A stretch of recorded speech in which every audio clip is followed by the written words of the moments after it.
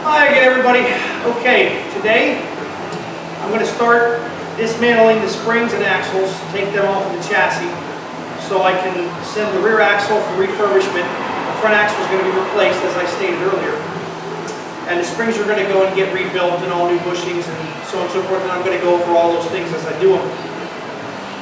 If you're wondering why the chassis itself here is sandblasted and there's no body on it, and I said we were going to show start to finish, well, we kind of still are, except that the portion of footage that I had from taking the body off, I lost that in my last computer. So I replaced the computer, and now hopefully that won't happen again. But that particular portion of the process will be done in reverse, so we're going to get to see that again later. Anyway, what we're going to do right now is we're going to start taking these axles out and then take the springs out and keep going from there.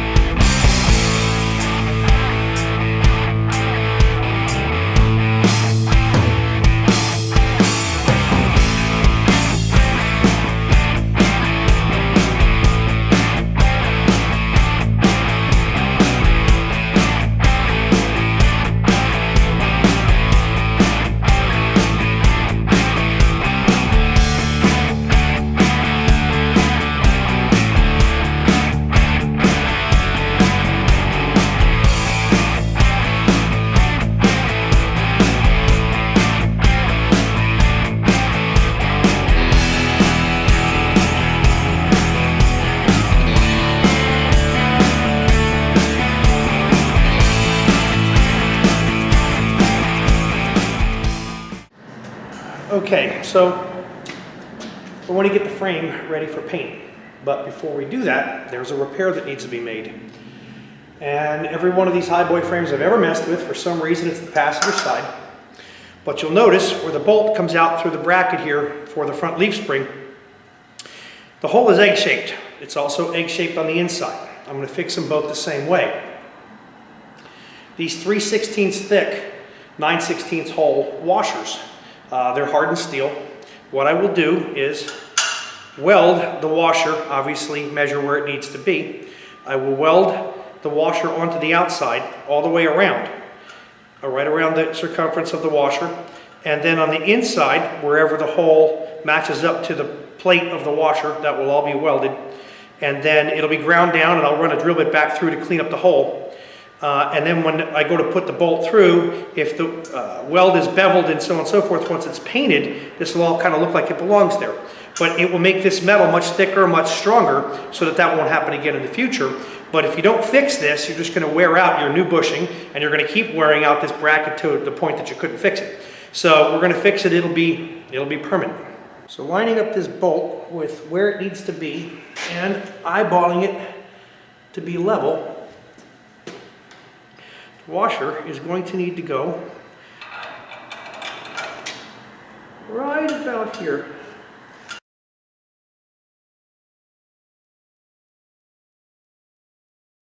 So now we've got the bolt going in and out of the washer hole, nice and easy.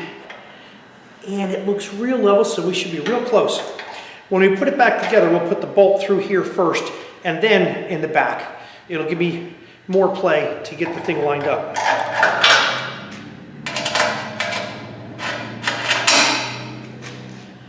And the idea is to just get a nice tack on the top.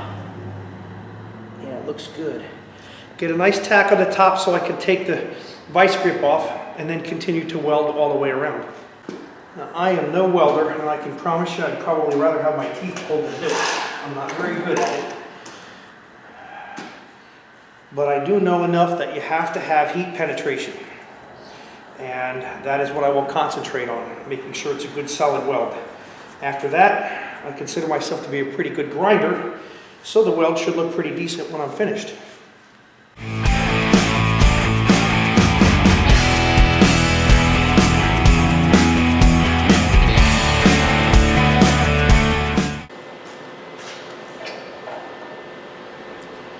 And that should be a pretty good tack on there. Looks like we got some heat penetration.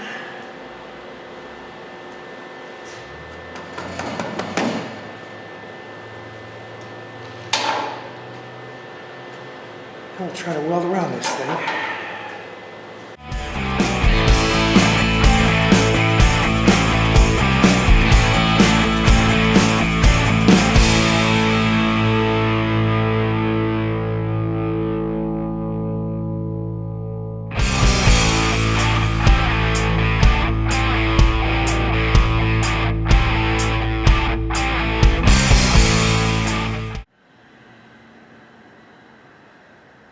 So as you can see, I'm not much of a welder, but I think it's effective.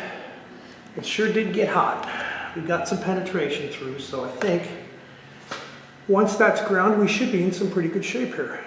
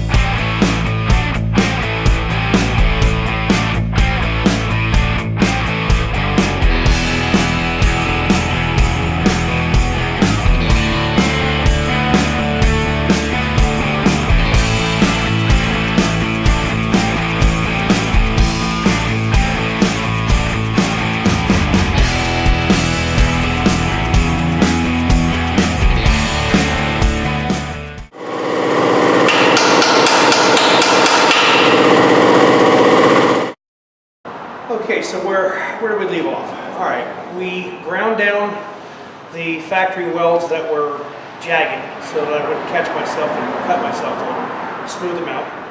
And took the steering box off and the transmission's cross member.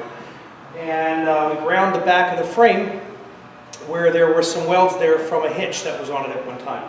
So now we're going to use the DA and 80 grit paper, and we're going to smooth out the frame from where it was sandblasted, concentrating primarily on the outsides of the frame rails.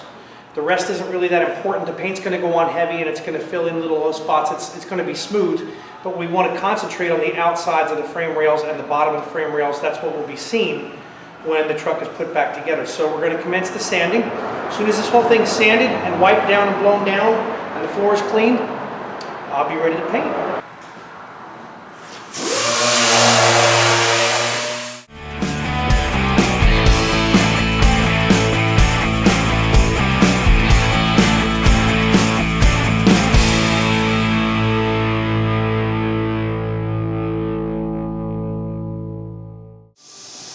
So as you can see, we're not getting crazy with how hard we're sanding this thing. It's been sandblasted. It's almost ready for paint. we just want to kind of smooth it out a little bit. So you don't get crazy, you just turn the speed up, put the 80 on and just go over it, smooth it out a little bit, and blow it off with air. There is another step that we'll do before paint, and I'll show that to you in a few minutes.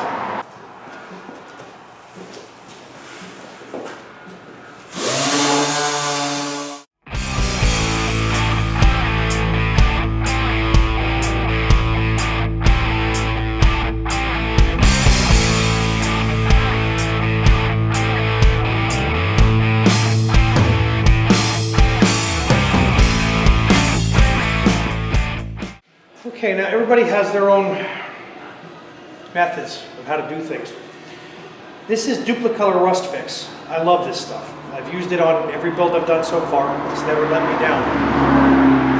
Because this has been sandblasted for a couple of days and because there are a lot of nooks and crannies, crevices that you can't get into sand and that paint's not really going to get into all that well, those are places where you're going to start to get rust stains after you put it together. Not if you use this. Sprayed into every crack and crevice, doesn't matter if it runs, whatever, you can put paint directly over it. So it's not going to hurt anything, it's only going to help.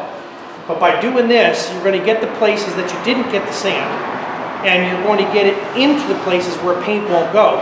So that when it's done, the paint will stay shiny black, the frame will stay black, because this is not going to allow the rust stains to happen. So that's what we're using this for.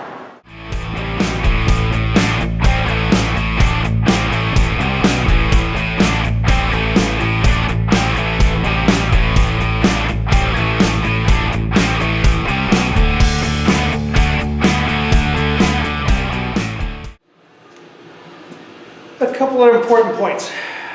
Always wear a face shield when grinding. You'll notice I wasn't, because I can't really talk to you and do what I'm doing with a face shield on. Always wear a particle mask or an actual respirator when you're spraying this or paint or anything else that's not good for you to breathe. Again, I'm doing this for demonstration, but you always want to protect yourself. Another thing that you'll see that I did here, I used my cutoff wheel for grinding. That's a no-no. I'm not going to recommend anybody do it. I do it because I can get into tight spaces and bevel welds and make things look real nice, but it is dangerous. One of those cutoff wheels breaks, hits you in the face, do some serious damage or take an eye out or whatever have you. So there are things basically, you know, I hate to say don't do as I do as I say, but there are things that I'm doing here that really aren't the greatest things for your health, and I wouldn't do them long term, but again, I'm just trying to demonstrate some things here.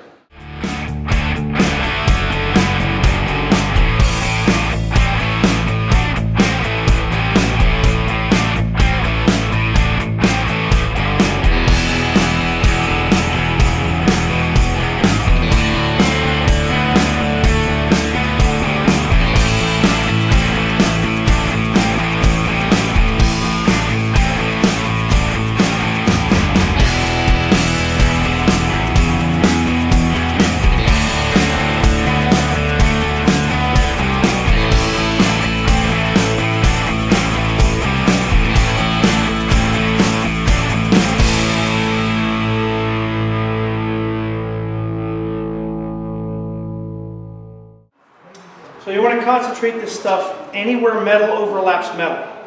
Get it in there nice and wet, let it roll in there, it'll suck in, it'll do a wonderful job of keeping rust stains away later. The last chassis I did exactly this process that we're talking about here. And I probably painted that frame a year and a half prior to selling the truck. Washed it probably 10-15 times, never had a rust stain. So this stuff really works great.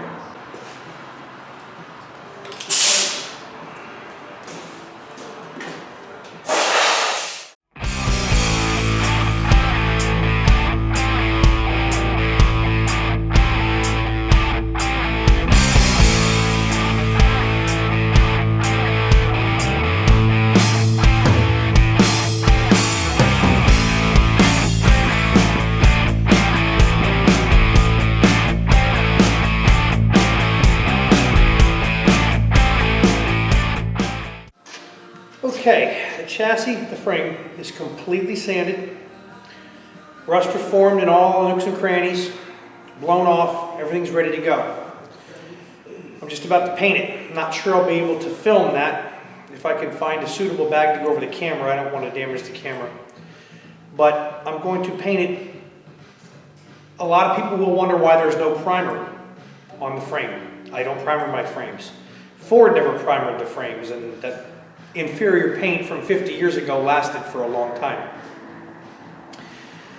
The sanding was important because it was sandblasted. It makes it a little rough, so the sanding smoothed it out.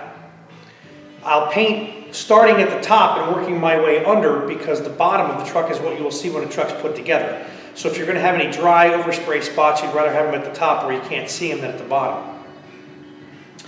Now, as far as the fact that it had been sandblasted for a couple of days and just being now painted, a lot of people would think about flash rust. And yes, if this was the body of the truck, I absolutely would take every precaution, and I would have had etch primer put on the bare metal immediately and all of those things that you do to protect the body to have nice paint. But in this particular case, it's a frame. A lot of people overthink it. You don't need to overthink it. You need to get it sandblasted, you need to sand it, get it fairly smooth, clean it, blow it off, make sure it's ready to go. Use the rust reformer on nooks and crannies and just blow the paint on it. It will last. Again, the last one that I did, I sold it a year and a half after I painted it. The truck had been washed several times. The frame still looked like the day I painted it. So you don't have to get crazy and overthink or overwork yourself to get a frame painted. 1 hour later. Okay, so we got the frame painted, as you can see. Very cool weather, and I expected a few runs, and I got them, and I don't really care because I have another coat of paint that will go over this. When this is hardened, it'll get sanded and get another coat. But it is black, and it is getting there.